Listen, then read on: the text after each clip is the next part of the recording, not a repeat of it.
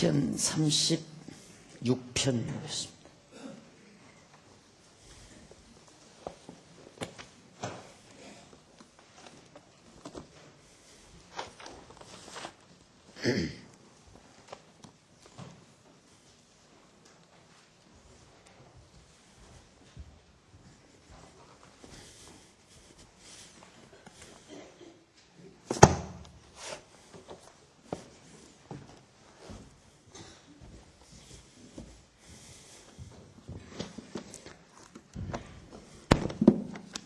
시편 36편 1절 보십시다. 악인의 죄열이 내 마음에 이르기를 그 목전에는 하나님을 두려워함이 없다 하니 저가 스스로 자긍하기를 자기 죄악이 드러나지 아니하고 미워함을 받지도 아니하리라 함이로라. 2절까지 우선 봉독해 드렸습니다.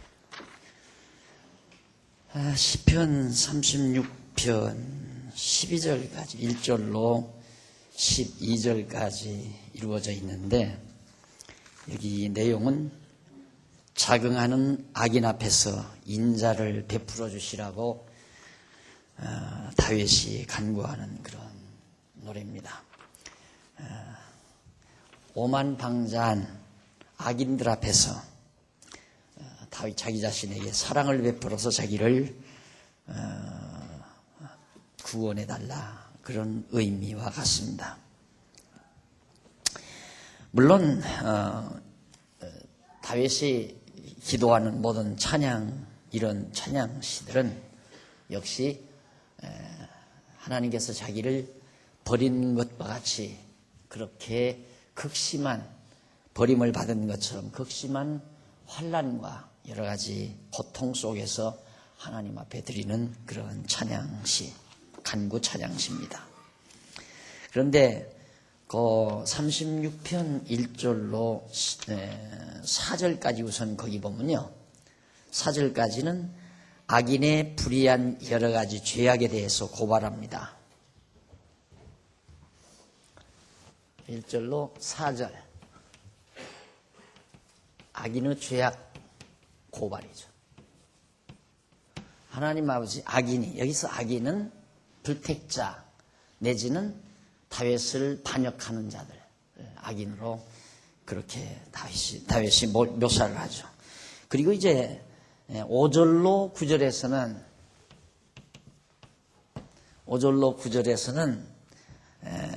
바로 여호와의 인자하고 성실하심과 그 섭리에 대해서 인자와 성실에 대한 찬양이죠. 노래, 찬양. 그리고 10절로부터 그 이하 12절까지는 여호와께 의인과 악인의 심판에 대한 간구입니다. 12절. 의인과 악인의 심판. 물론 자세히 읽어도 다 같은 얘기입니다. 제가 그 내용들을 간단히 요약해서 정리했는데 간단히 정리하고 넘어가 보십시다. 1절로 4절까지 보면 악인의 죄열이 내 마음에 이르기를 그 목전에는 하나님을 두려워함이 없다 하니 저가 스스로 자긍하기를 자기 죄악이 드러나지 아니하고 미워함을 받지도 아니하리라 한다. 악인들이 뭔가 악인들의 생각은 그겁니다. 자기 목전에는 하나님을 두려워함이 없다. 나는 하나님 하나도 두렵지 않다. 그런 생각을 가지고 있고요. 그래서 그 악인들은 스스로 자긍하기를 자기가 아무리 많은 죄를 져도 절대 자기는 그 죄가 드러나지도 아니할 뿐만 아니라 하나님께 미움을 받을 염려도 없다. 하나님을 믿지 않는 거죠. 그래서 하나님을 완전히 부정하고 하나님을 두려워하지도 않고 또 하나님이 자기 죄악을 드러내지도 않고 그러니까 아무것도 모른다 이거예요. 하나님은 나에 대해서 간섭하거나 자기 죄를 살피거나 그래서 또 하나님이 자기를 미워하거나 그런 일도 있을 수 없다. 이게 불신자, 즉 무신론자들의 오만방자한 태도를 정리해서 노래하죠. 그러면서 3절, 그 이부 말은 죄악과 괴율이라 자애와 선행을 그쳤도다. 지혜와 선행을 그쳤도다. 그러니까 그 악인의 입의 말은 말하는 것마다 죄악, 아주 죄스러운 것과 아주 괴율, 아주 사특한 괴율, 그런 데 속한 말들이 입 밖에서 나온다. 왜? 말이라고 하는 것은 내면의 표현이라고 그랬죠. 자기 내면에 간직하고 있는 표현. 부드러운 마음을 가진 자가 아주 생동한 말을 할 리가 없습니다. 부드러운 마음을 가지고 있으면 말씨도 부드럽죠. 속이 상해 있으면 말소리가 아주 칼칼해지죠.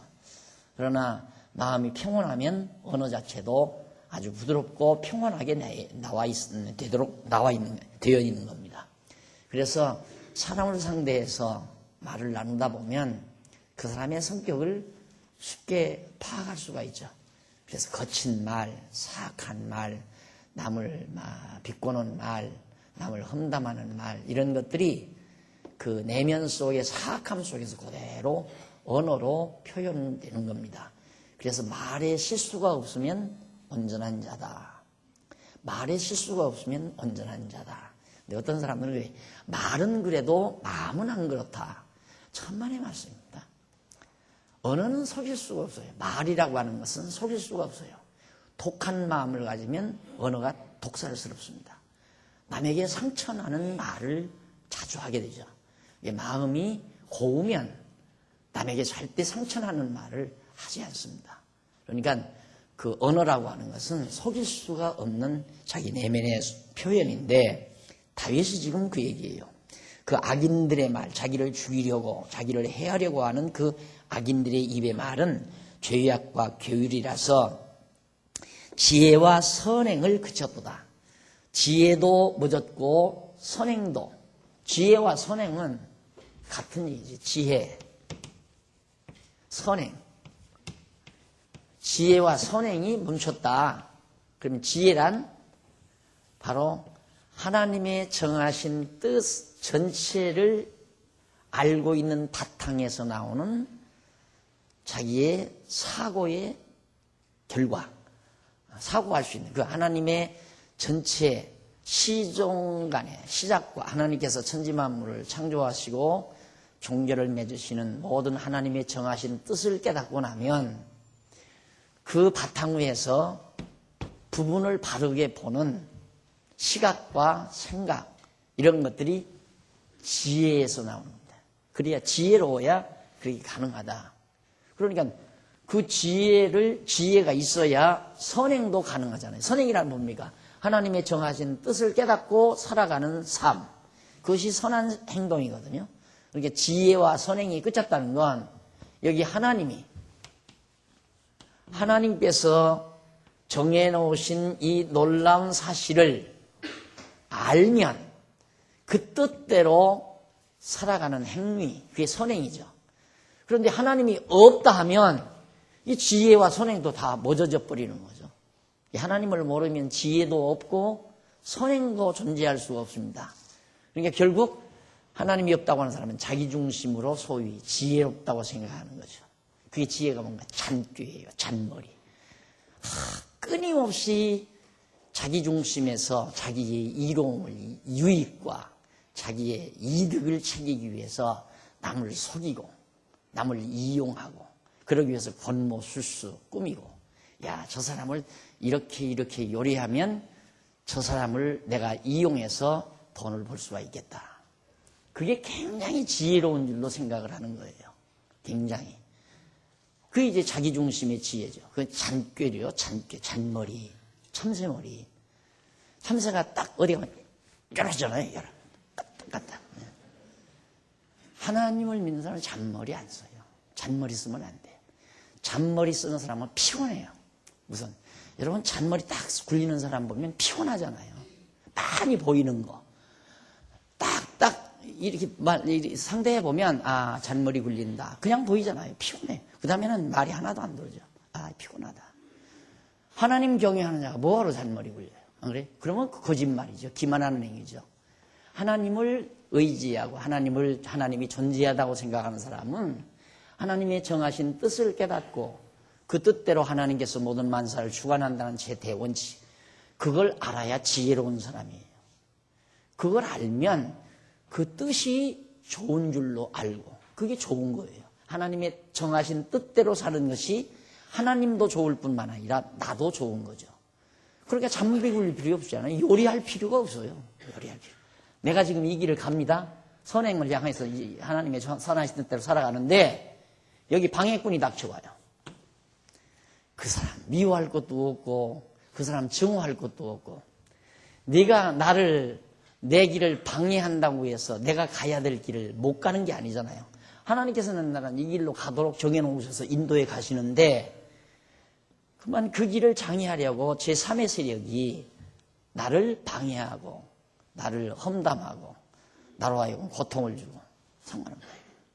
그거에 대해서 두려워할 필요도 없고 걱정할 필요도 없고 그게 바로 믿음의 힘이에요. 하나님을 믿고 살아가는 힘. 그런데 기어코 이걸 이놈의 방해꾼이 닥쳐왔다. 이걸 어떻게 하면 이겨먹을까? 이걸 어떻게 하면 처단할까?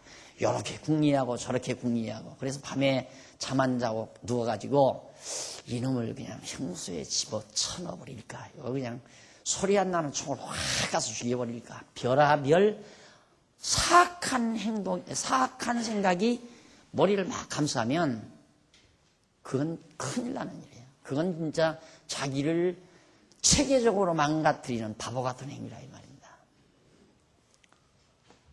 쳐들어가면 자기가 하나님의 선하신 뜻을 깨닫고 지혜로운 생각으로 하나님의 뜻을 따라 살아간다면 어리석은 자가 방해할 수 있잖아요. 이게 사단의 역사죠. 그러면 이 사람이 늘 강조하지만 야속스럽고 미운 게 아니라 가련하죠. 가련. 불쌍하고 가련한 생각.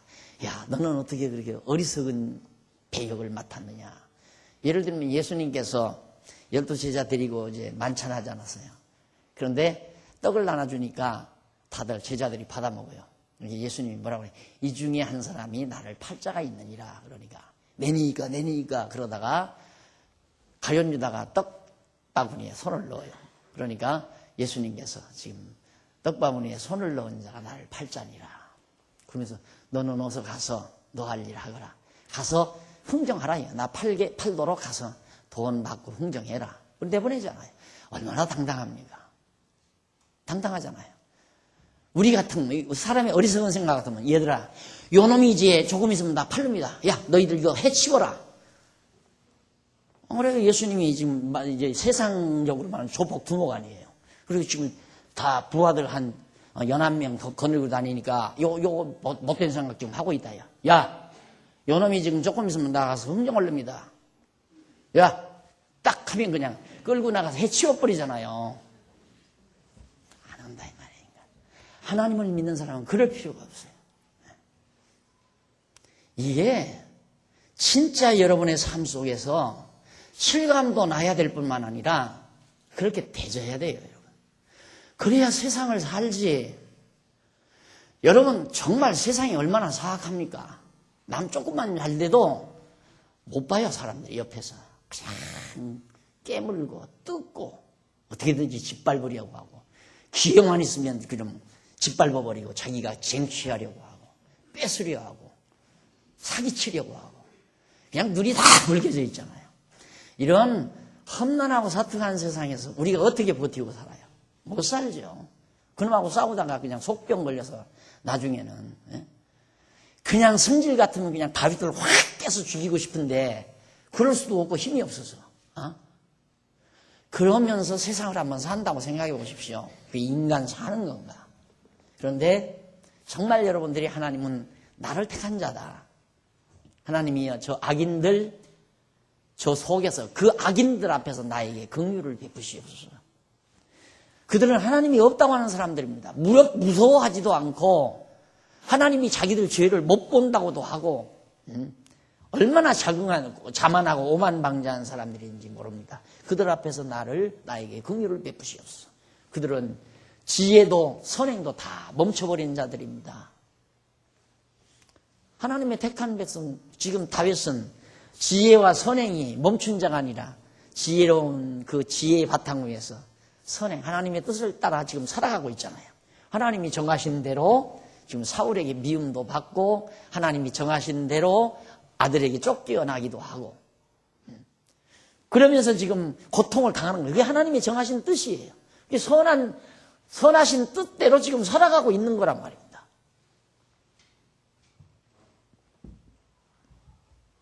그래서 여러분 정말 담담하게 사셔야 됩니다. 사람이라 순간 딱 당할 때는 화가 확 오르죠. 확 도수 높은 아마 알코올 먹은 것처럼 탁 이렇게 막 중국 빼갈 같은 게 그렇다고 해요. 먹는 순간 막 팍 오른대요. 딱 오르는데 우리가 이 죄악 세상에 살면서 아직도 육성을 지니고 있기 때문에 누가 내가 지금 추진해가고 있는 아름다운 사업, 잘 돼가는 사업을 방해하고자 나서게 되면 팍 오르죠. 잠시 3박자만 늦추십시오. 3박자. 팍 오를 때 그대로 행동하면 칼이 나가거나 쇠문공이가 나가거나 돌멩이가 나가거나 그러면 살인이 사람 죽이는 무서운 일이 벌어지는 거예요. 그러나 그럴 때 하나, 둘, 셋. 그럼 발길로 찰 정도밖에는 화가 치밀지 않아요. 칼을 들어 확 쑤시고 싶은 그런 화끈한 생각이 3박자만 지나면 발길로 한번 찰 정도의 분. 그리고 한 1분 내지 2분 정도만 지나면 자기 패스를 찾을 수 있잖아요. 그래서 성경은 그렇게도 빨리 생각 안 해요. 분이 나거들랑 해지기 전에 풀으라고 해요. 해지기 전에만이라도. 지금 우리가 분이 났다면 오늘 저녁 해 떨어지기 이전에만 풀어라. 왜? 해지기 전까지 그냥 가지고 있으면 밤새껏 마음으로 온갖 사악한 생각을 하니까 해지기 전에 풀어라.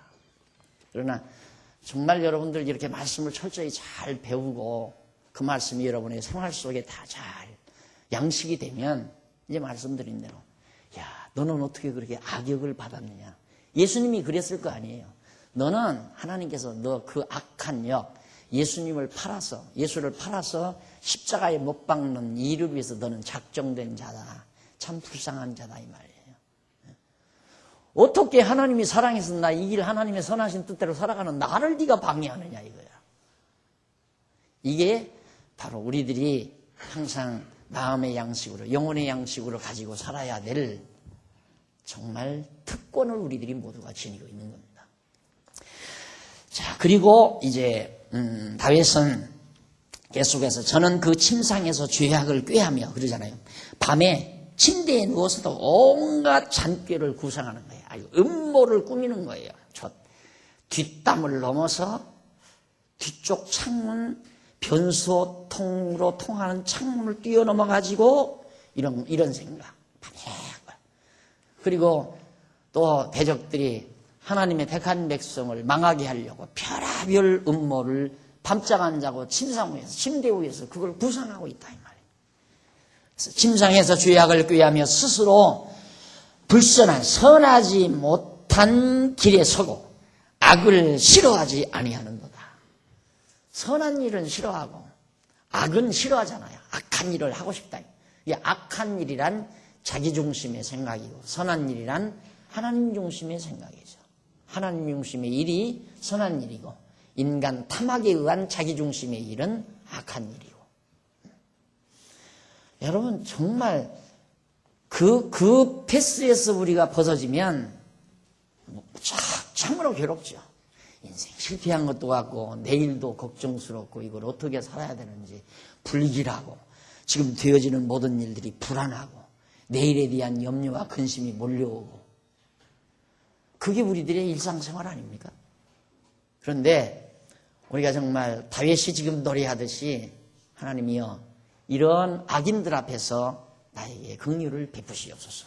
하나님 여호와를 확실히 믿는 그런 신앙 안에서 이런 찬양을 올리고 있는 겁니다. 그런데 거기 1절에 보면 내 마음이라는 단어에서 내라는 1인칭 대명사 이것은 다윗 자신을 지칭하지 아니하고 악인 스스로를 내 마음이라고 그랬어요. 그러니까 다윗이 지금 악인이 말하기를 내 마음, 그러니까 악인 스스로 자기가 말하기를, 마음에 말하기를 그렇다는 얘기죠. 그러면 아마 깨끗하게 정리가 될 거고, 역시 또 불선한 길이란 의인을 치는 길에 서는 악을 싫어하지 아니한다. 그러니까 불선한 길은 이 하나님께서 정하신 이 선한 길로 지금 살아가고 있는데 이 길을 가지 못하도록 막으면 선하지 못한 길이죠. 불선한 길. 예. 그리고 5절로 9절에서는 악인 고발했죠. 하나님께서 다윗이 악인이 이렇습니다 하고 하나님 앞에 악인의 죄악을 고발한 다음 인자와 성실에 대해서 찬양을 합니다. 하나님의 사랑과 한 번 언약하시면 언약을 어기지 않고 반드시 언약대로 이루시는 성실하신 하나님의 속성, 그 진실하신 하나님의 속성을 다윗이 찬양을 해요. 그러니까 자기가 악인을 고발하면서 하나님께서는 반드시 자기를 사랑과 성실함으로 자기를 구해 줄 것이 분명하기 때문에 결국 하나님의 인자하심과 성실하심을 찬양의 주제로 삼고 찬양하는 내용이 5절로 9절에 나와요. 그래서 다윗은 여호와를 부르죠. 5절에 보면 여호와여 주의 인자하심이 하늘에 있고 주의 성실하심이 공중에 사무쳤으며, 그러니까 하늘, 공중 이거 다 하나님의 보좌에 대한 상징적 언어입니다. 예, 높이 계시다는 의미에서 하늘을 지칭하고 공중 이것도 높은 의미. 하나님께서 뭐 이 공중, 하늘 여기에 계신 게 우주에 편만하게 계시잖아요. 그러니까 하늘과 공중이라는 하나님의 보좌에 대한 하나의 상징적 표현인데 거기에 하나님의 성실하심과 인자하심이 거기 거하는데 사무쳤다. 가득 차 있다. 주의 의는 6절 주의 의는 하나님의 신들과 같고 하나님의 산들과 같고 주의 판단은 큰 바다와 일반이라. 정말 시적이죠. 하나님의 의, 주님의 여호와 하나님의 의로우심은 하나님의 산들과 같다. 그 높은 산처럼 웅장하고 크다. 이런 얘기고, 그 다음 주의 판단, 이게 판단은 다스리심, 통치하심, 그리고 악인과 의인에 대한 심판, 이게 다 통치행위 아니에요. 심판하는 그런 의미를 다 포함해서 하는 얘기입니다. 그것이 너무 바다처럼 넓다 이 말이에요. 크고 넓다. 그러니까 하나님의 인자하심과 그 판단, 이것이 산과 바다처럼 크고 넓으시다. 그렇게 노래하면서 그러면서 6절 주의 의는 하나님의 산들과 같고 주의 판단은 큰 바다와 일반이라. 여호와여 주는 사람과 짐승을 보호하시나이다. 여호와 하나님께서는 사람도 보호하고 짐승들도 다 보호하십니다. 그러면서 7절 하나님이여 주의 인자하심이 어찌 그리 보배로우신지요. 인생이 주의 날개 그늘 아래 피하나이다. 인생이란 의로운 자, 하나님의 택한 백성을 말하죠. 하나님의 택한 백성은 하나님의 인자하신 날개 그늘 아래. 병아리가 딱 봄철에 암탉이 따라다니다가 독수리가 공중에 확 나타나면 막 빽빽하면서 전부 암탉이 그 날개 그늘하로 전부 들어갑니다. 그런 것처럼 저렇게 대적들이 정말 악인들이 의인의 가는 길을 방해하고 헤아려 할 때 당연히 하나님의 자비하신 인자하심의 날개 그늘 아래 우리는 피해야 한다라는 얘기예요. 왜? 그 인자하심과 긍휼하심이 크시기 때문에.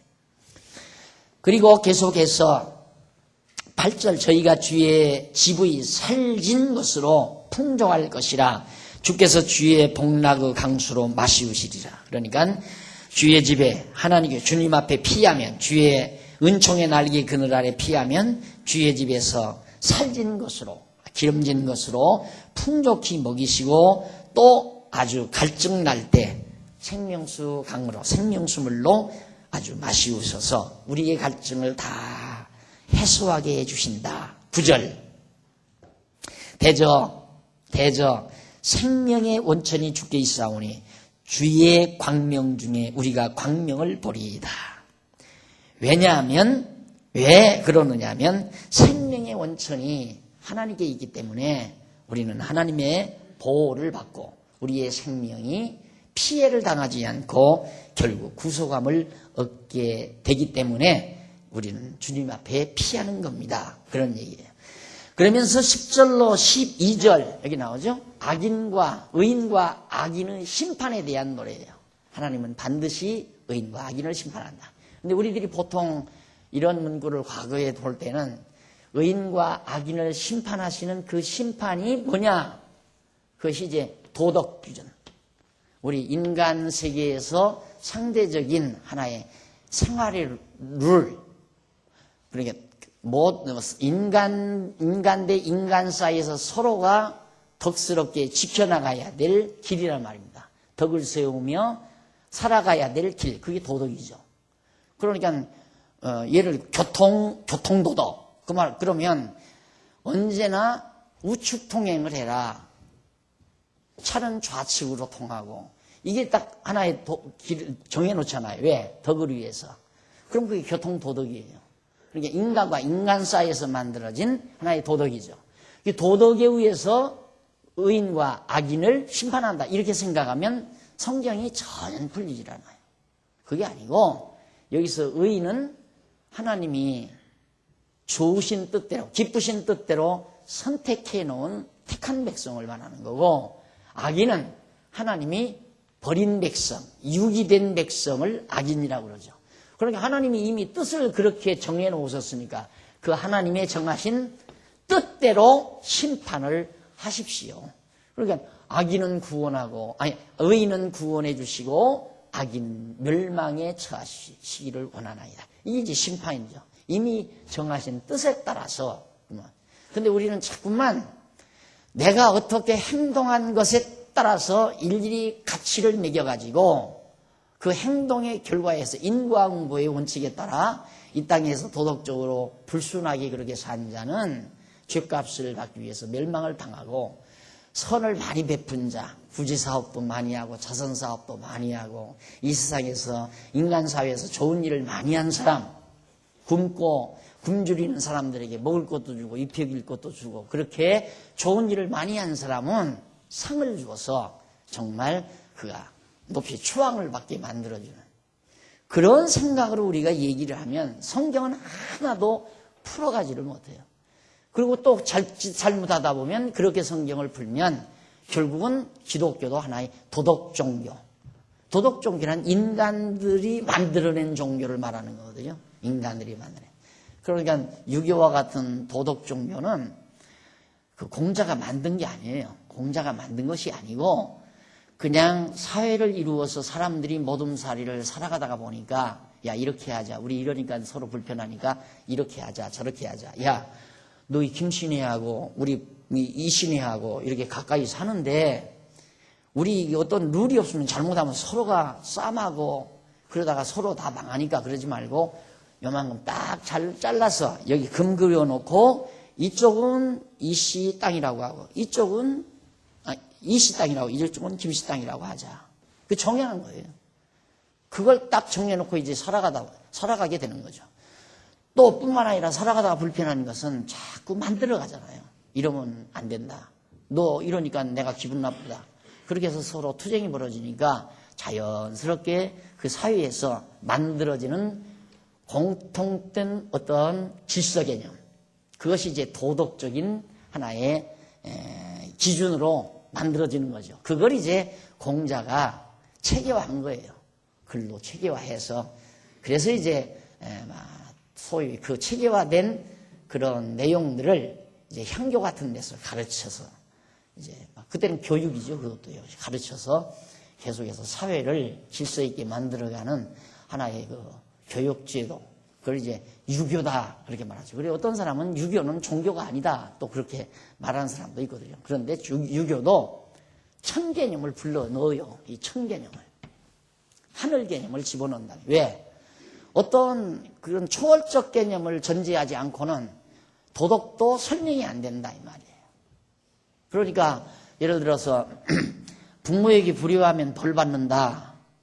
그럼 벌을 누가 줄 거냐 이 말이죠. 그러니까 추장이 준다, 형님이 준다, 그 집안에 정말 어른이 준다. 이렇게 이제 해야 되는데 그거 가지고는 부족하잖아요. 그러니까 하늘이 벌을 내린다. 그러니까 이게 이제 하나의 절대 개념이죠. 유교에서의. 그러니까 이것도 종교가 아니에요. 종교예요. 종교가 아니라는 말은 잘못된 거죠. 그러니까 억지로 하늘을 하나의 절대화시켜서 인격화시켜서 하늘이 벌을 내린다. 이렇게 해가지고 결국 이제 사회 질서를 유지해 가려는 하나의 몸부림 속에서 만들어진 인간 작품이에요. 인간 모두들의 작품. 그것이 하나의 도덕이라고 이렇게 생각을 하시면 됩니다. 그걸 성경을 해석하는 하나님이 살아계셔서 분명히 살아계셔서 역사와 만물을 당신의 정하신 뜻 따라 섭리하시는 하나님을 전제로 한 이런 계시 표현을 갖다가 이런 유교적인 도덕적 기준을 가미해서 풀어가려고 한다는 것은 도저히 풀리지 않는 거죠. 왜 안 풀리는가? 세상에 악한 사람들이 얼마나 많아요. 얼마나 사람 엄청나게 죽여버리고 돈을 괴짝으로 실어다가 그렇게 다 해먹고 그런데도 지금도 엊그저께 말 들으니까 어디 출퇴한다 그러면 한 50명이 따라붙는데 한 50명이 쫙 전 재산이 20얼마밖에 없다는데 이해가 가요? 하나님이 있다고 생각해요? 그 고민이 누구의 고민? 니체의 고민이었어요. 니체의 고민. 철학자 니체의 고민. 그래서 그 고민이 안 풀리니까 도저히 저도 그랬잖아요. 저도 초등학교 1, 2학년 때 학교하니까 너 하나님 봤어? 너 하나님 믿는다며? 그래 믿는다. 너 하나님 봤어? 못 봤다. 그런데 너 왜 믿냐? 할 말이 있어야죠. 그럼 고민하는 거예요. 그럼 밤에 와서 잠잘 때 자기 전에 이제 기도를 하잖아요. 이부자리에서 아버지가 기도해야 한다 해서 이제 기도를 합니다. 하나님 아버지, 오늘요 그 나쁜 놈 자식 하나님이 없다고 그랬으니까 그는 걔네 논에는 비가 한 방울도 안 오게 해주시고 우리 논에는 좀 비가 푹 쏟아지게 해주세요. 가뭄이 와가지고 모내기를 못하니까. 그런데 그 이튿날 가면 안 한다 이 말이에요. 안 온다 이 말이에요. 비가. 그렇게 돼야 되잖아요. 니체도 그 생각 때문에 니체 사상, 자기 철학을 만들어낸 거예요. 그러니까 절대 이런 도덕으로는 성경 안 풀려요. 하나님의 정하신 뜻, 성경이 있는 대로 창세전에 정하신 그 뜻대로 모든 만사를 주관하고 다스려간다. 어떻게 다윗이 무슨 죄가 있다고 나가서 대적 다 정리해서 유다의 승리, 이스라엘의 승리를 거두어서 백성들이 편안히 살게 만들었는데 어떻게 다윗에게 인기가 올라간다고 해서 사울이 죽이려고 내쫓았는데 하나님이 정말 살아계시다면 다윗을 살려놓고 다윗을 죽이려는 사울은 직사하게 만들어야 하잖아요. 그러니까 나중에 죽기는 죽었지만. 근데 쫓겨나잖아요. 죽기 전까지는 다윗이 얼마나 갈등이 많았겠어요. 만약에 믿음이 없다면. 근데 다윗은 믿었어요. 사울에게 쫓겨서 망명생활해도 하나님 의심하지 않았다 이 말입니다. 사울도 불쌍하다 이렇게 생각을 했죠. 그러니까 죽일 기회가 와도 안 죽이지 않아요. 얼마나 당당한 사람입니까? 대단히 당당한 사람이에요, 다윗이. 자기를 죽이려고 쫓아오는 사람을 안 죽이고 살려주는 건 얼마나 대단하고 인간적으로 무서운 사람이죠. 속된 말은 패짱. 그걸 누가 당합니까? 아무도 못 당합니다. 그 이기려고는 안 돼요. 우리도 정말 하나님 말씀으로 무장하면 그렇게 됩니다. 누가 나를 이겨먹습니까? 우리들은 누가 이겨먹어요? 아무도 못 이겨먹어요. 이래도 거꾸로지지 아니하고 저래도 거꾸로지지 아니하고 포기하지 않고 갈 길 수곡수곡 달려가는 그 담담한 자세 앞에 누구나 보면 기 꺾이죠. 다 꺾이죠. 함부로 못 따는 거 아니에요. 주먹심이 세 가지고 못 달게 되는 게 아니라 그 기백 좌절하지 않고 꿋꿋이 자기 갈 길 걸어가는 하나님 앞에서 받은 바 사명 가지고 자기 갈 길을 걸어가는 그 담담한 자세 앞에는 누구나 다 기 꺾여지게 되어 있는 겁니다. 다윗이 지금은 그런 자세로 하나님을 노래하고 찬양하는 거죠. 자, 그러면서 10절 보세요. 10절에 보면 주를 아는 자에게 주의 인자하심을 계속하시며 마음이 정직한 자에게, 이게 다 의인을 말하는 거예요. 주를 아는 자, 의인, 마음이 정직한 자, 이 시적인 표현이에요. 모두가 다 시적인 또 다른 표현. 주의 의를 베푸소서. 그러니까 의인에게는 주님의 의를 베풀어 주시옵소서. 주님의 정하신 뜻을 베풀어 주시옵소서, 그 말이죠. 교만한 자의 발이 내게 미치지 못하게 하시며 악인의 발이 자기에게 뭡니까? 악인의 손이 나를 쫓아내지 못하게 하소서. 죄악을 행하는 자가 거기 넘어졌으니 엎드러지고 다시 일어날 수 없으리이다. 자, 이 장면을 보면 사울이 얼른 나는 기억이 나요. 사울이 그렇게 막 아주 살기등등하게 군사들을 거느리고 그런 초라한 그 다윗을, 망명 떠난 다윗을 찾아 죽이려고 들판으로 지금 막 광야로 헤매이면서 사울이 죽이는 군대들을 피해서 도망다니는 바울의 다윗의 뒤를 추격했잖아요. 아까 말씀드린 대로 굴 속에 들어있었는데 굴 오구에서 잠이 들었어요. 사울이. 죽일 수 있었죠. 그런데 담담하게 다윗이 죽이지 않고, 저가 하나님의 뜻을 거스린 악인이라면 왜 하필이면 내가 죽이느냐.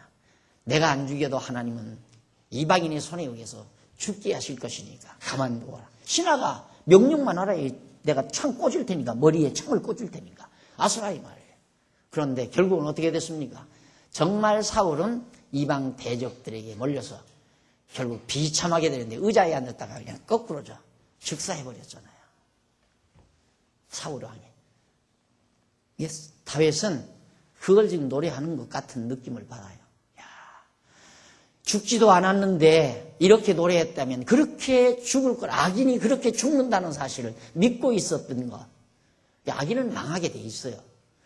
우리가 과정에서 승리했다고 보면 안 돼요. 하나님을 모르는 불택자들이 막 흥황하고 막 영화를 누리고 세도를 누리고 이렇게 될 때 우리가 잘못하면 낙담하잖아요. 그래서 예레미야도 한때 막 슬피 울어서, 이거 예레미야 애가 아닙니까? 예레미야 애가라는 게 어떻게 하나님의 택한 백성이 이렇게 망할 수 있습니까? 저렇게 사악한 바벨론에 의해서 어떻게 이렇게 잔재없이 그냥 불에 타서 온전히 이렇게 싹 예루살렘이 불타버릴 수 있습니까? 그거 통곡하거든요. 그러다가 예레미야가 나중에 깨닫잖아요. 그래서 백성들에게 악인의 형통을 부러워하지 말라. 바벨론이 저렇게 와서 예루살렘을 치고 대승리를 거두고 온갖 보물을 가지고 돌아갔다 바벨론으로. 승리했죠. 대단한 승리죠. 예레미야가 악인의 형통을 부러워하지 말라. 이것이 바로 예레미야 선지자가 고통당하는 백성들에게 가르쳐주는 교훈적인 선언이었습니다. 우리도 마찬가지죠. 우리도 직장에서 이거 하나님도 믿지 않는 놈은 매일 그냥 매년 승진을 하는데 자기는 승진도 안 하고 호봉도 안 올라가고 월급도 적어지고 인생 다 산 것처럼 좌절하고 절망하고. 내가 늘 그러잖아요. 야곱이 여삼촌 집에 가서 머슴살이 했잖아요. 근데 여삼촌이 야곱을 속여요. 처음에는 야곱이 원하는 작은 딸을 주기로 하고, 그때는 다 돈 받고 딸 주고, 지금도 저 동남아 같은 데 가면 돈 받고 딸 시집 보내고 그러잖아요. 시집가게 만들고. 그때도 마찬가지죠. 그러니까 야곱을 이제 유인해서 너 그러면 작은 딸 줄 테니까, 네가 원하는 대로 작은 딸 줄 테니까 7년 머슴 살아라. 그러니까 7년 동안 죽도록 밥만 얻어 먹고 열심히 일하고 나서 장가를 떡 들고 보니까 속였잖아요, 장인이. 별로 이쁘지도 않은 큰 딸을 갖다가 또 방에다 데려놔가지고 아침에 일어나 보니까 눈 뜨고 확인하고 들어가야지. 속았어요. 그래 할 수 없이 또 7년 또 살았잖아요. 그래서 작은 딸 살았단 말입니다. 작은 딸 데려왔어요. 그래서 아내가 둘이나 됐잖아요. 그래 이제 가만히 생각하니까 이제 아들, 딸 낳고 그러니까 자기도 살림을 꾸려야 하는데 아무래도 이거 이제 장인하고 나하고 이게 계약을 해야 되겠다. 그래서 계약을 했어요. 어떻게 했냐면 이제 내가 약물이를 먹이는데 만약에 검은 점, 얼룩점 나는 것은 다 내 것이 되도록 합시다. 그러니까 여삼촌이 가만히 생각하니까 참 그거 괜찮거든. 그러니까 그러자. 그래가지고 여삼촌이 어떻게 했냐면 양 무리에 가가지고 검은 점 없는 놈만 아주 대양 순수한 백색으로만 골라서 이제 야곱에게 먹였어요. 그러니까 순수한 백색만 골라서 주면 얼룩무늬가 안 날 거 아니에요. 인간은 끝없이 이용하려고 한다는 거. 끝내 이용하려고 했잖아요. 그런데 야곱은 그런 대로 그럼 그렇게 합시다. 그럼 끄덕끄덕하고 하얀 그 얼룩무늬가 없는 양만 먹였어요. 그냥. 그런데 이게 웬일입니까? 하나님께서 지혜를 주어서 양무리들을 무슨 나무 껍질을 벗겨다가 냇가에다가 이렇게 물 먹는 데에다가 담궈놓고 거기서 물을 먹이니까 이렇게 새끼만 나면 전부 얼룩무늬만 나는 거예요. 몇 년 안 가서 거부가 돼버렸잖아요. 그러니까 그 다음에는 외삼촌이 야곱을 죽이려고 들잖아요. 그렇게 도망쳐 나왔어요. 거부가 돼가지고. 그러니까 쏘가서 살 때에는 실패자 같지만 인생 다 산 거 아니에요. 끝까지 살아보고 끝까지 살아봐야 하나님의 정하신 뜻을 우리는 확인하게 되는데 그럼 그 한까지는 우리가 고생하고 살아야죠. 고민하고 낙심하고 절망하고. 그러니까 이런 말씀 듣고 믿어지면 중간에 설령 실패하거나 사업하다가 실패하거나 누구에게 쏘가서 사기를 당하거나 이 말씀이 믿어지면 사기 칠 테면 얼마든지 쳐라. 하나님은 나를 지금도 이끌어 가신다. 이 믿음만 확실하면 절망할 필요도 없고 좌절할 필요도 없고 이것이 신앙인이 살아가는 온당한 자세라는 것을 다시 한번 우리들이 기억할 수가 있습니다. 이렇게 해서 교만한 자의 발이 내게 미치지 못하게 하시며 악인의 손이 나를 쫓아내지 못하게 하소서. 죄악을 행하는 자가 거기 넘어졌으니 엎드러지고 다시 일어날 수 없습니다. 그냥 영원히 잠자버리고 만다. 사울처럼 그 말이죠. 그리고 계속해서 37장 1절로 8절 넘어갑니다. 1절로 8절에 보면 행악자로 인해서 물론 악인이죠. 불택자. 행악자로 인해 불평 말고 여호와를 의지하라고 교훈을 합니다. 다윗이 백성들에게 교훈하는 교훈시예요. 그러니까 너희들 악인들의 행동으로 인해서 너희들 불평하지 말아라. 에레미야 선지자의 말과 비슷한 얘기죠. 악인의 형통을 부러워하지 말라. 하나님을 경외하지 않고 부와 영화와 권세를 누리고 사는 자들을 부러워하지 말라 이 말이죠. 그 말이랑 같은 맥락에서 하는 얘기입니다. 1절로 2절에 보면 행악자로 인해 불평하지 말아야 할 까닭이 뭐냐? 왜 행악자로 인해서 불평하지 말아야 하는가? 1절 보십시다. 행악자를 인하여 불평하지 말지며 불의를 행하는 자를 투기하지 말지어다. 여러분, 여호와 하나님을 모르면 우리 친한 친구 아니에요? 그런데 그냥 같이 편안하게 같이 그저 한 달에 그저 한 2, 300만 원 벌어서 그냥 그런 데로 애들 기르면서 같이 생활이 빈동하면 시기 질투 없어요. 시기 질투 없고 나 오늘 내가 한번 쏠게 가자. 그럼 가서 이제 밥 사주고 차 사주고 해서 밥을 먹습니다. 야, 내가 오늘은 내가 할 거야. 그러면서 아주 다정하게 지내요. 그런데 하루는 떡 나오더만, 나 좋은 일 있다. 내가 한턱 쏠게. 뭐? 아빠가 5천만 원을 어디 뭐 땅에다가 투자했다는데 그게 지금 2억 5천 간단다. 그 다음 밥 같이 안 먹어요. 열받아서 밥 같이 안 먹는다 이 말입니다. 그게 인간이에요, 여러분. 그게 인간이란 말입니다.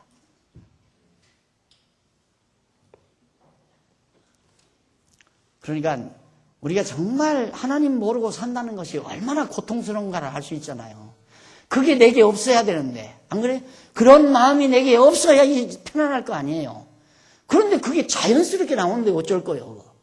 밥 먹고 싶겠어요? 오늘 너 시간 있니? 내가 차 한잔 살게. 그러면 나 바빠. 다른 약속 있어. 있긴 무슨 약속 있어? 이부자리 쓰고 지금 누워있을 파인데 나가기 싫으니까 약속이 있다고 그러는 거죠. 그게 하나님을 모르고 사는 인간들, 무리들의 머릿속에서 꿈틀대고 있는 더럽고 치사하고 가증스럽고 그러면서 우정을 얘기하고. 여러분, 서양 사람들은 친구를 어떻게 정의하느냐 하면 필요할 때 한번 이용해 먹을 수 있는 존재, 그게 친구래요. 그 대신 서구인들은 우리라는 말을 좀처럼 잘 안 쓴답니다. 우리라고 하는 것은 그냥 한 지체로 얘기해요. 그게 이제 그것이 바로 기독교 사상이죠.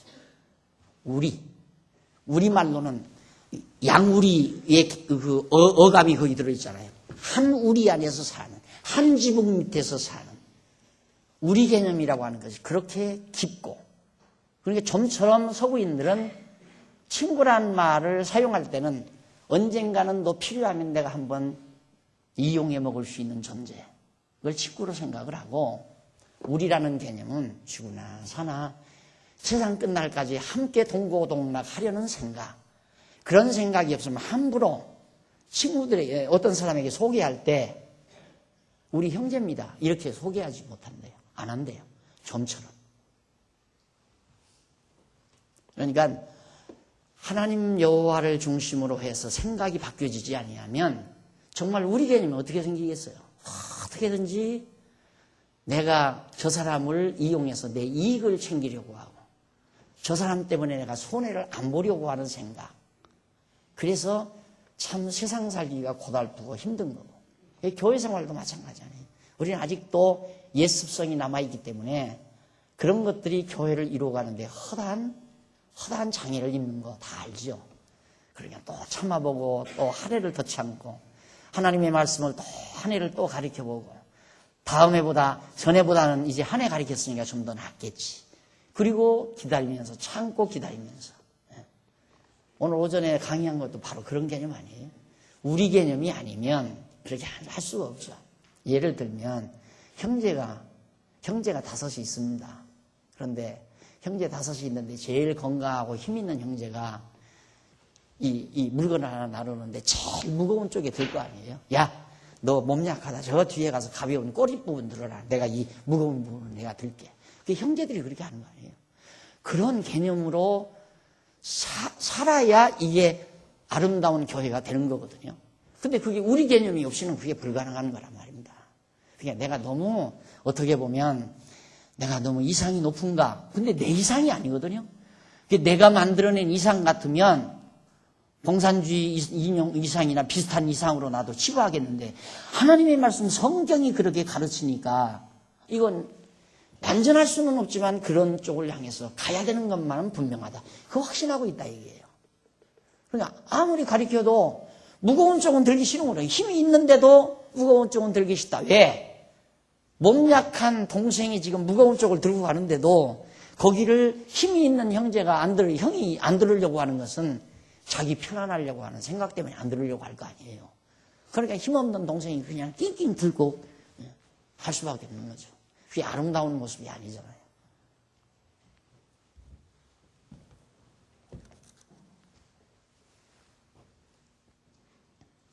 시간 됐으니까 그만하십시다. 다음 시편 37편 계속해서 듣기로 기도하십시다.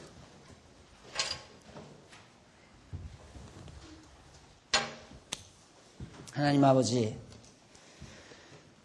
어떻게 우리의 귀를 열게 하시고 눈을 뜨게 하셔서 이 놀라운 하나님의 말씀을 듣고 또 볼 수 있게 하셨는지 생각하면 생각할수록 놀랍고 감사하고 너무너무 정말 흥분하지 않을 수 없는 우리들의 심정을 갖게 하심을 진심으로 감사합니다. 하나님 아버지, 이 뜨거운 가슴 식어지지 않게 하시고 이 말씀을 듣는 우리 모든 성도들 항상 이렇게 훈훈한 마음으로 주님의 몸된 교회를 아름답게 이루어가는, 그래서 우리도 다윗처럼 이런 아름다운 찬양을 하나님 앞에 돌리며 살 수 있는 그런 지혜자들이 다 될 수 있게 해 주시옵소서. 예수님 이름으로 기도드립니다. 아멘.